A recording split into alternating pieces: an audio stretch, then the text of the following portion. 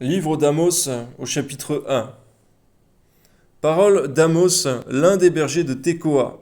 Vision qu'il eut sur Israël au temps d'Ozias, roi de Juda, et au temps de Jéroboam, fils de Joas, roi d'Israël, 2 ans avant le tremblement de terre, il dit: De Sion l'Éternel rugit, de Jérusalem il fait entendre sa voix.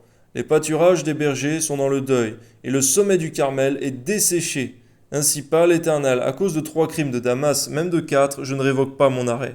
Parce qu'ils ont foulé Galade sous des traîneaux de fer, j'enverrai le feu dans la maison d'Azaël.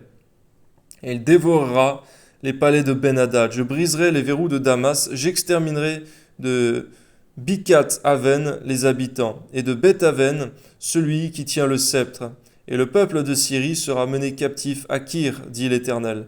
Ainsi parle l'Éternel, à cause de 3 crimes de Gaza, même de 4, je ne révoque pas mon arrêt. Parce qu'ils ont fait une foule de captifs pour les livrer à Édom, j'enverrai le feu dans les murs de Gaza, et il en dévorera les palais. J'exterminerai d'Asdod les habitants, et d'Ascalon celui qui tient le sceptre. Je tournerai ma main contre Écron, et le reste des Philistins périra, dit le Seigneur l'Éternel. Ainsi parle l'Éternel, à cause de 3 crimes de Tyr, même de 4, je ne révoque pas mon arrêt. Parce qu'ils ont livré à Édom une foule de captifs, sans se souvenir de l'alliance fraternelle.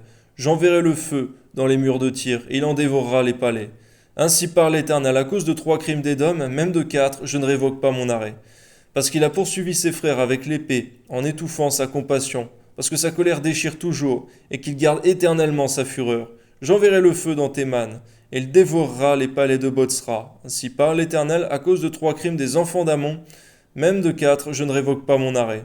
Parce qu'ils ont fendu le ventre des femmes enceintes de Galade, afin d'agrandir leur territoire, j'allumerai le feu dans les murs de Rabat. Il en dévorera les palais, au milieu des cris de guerre et au jour du combat.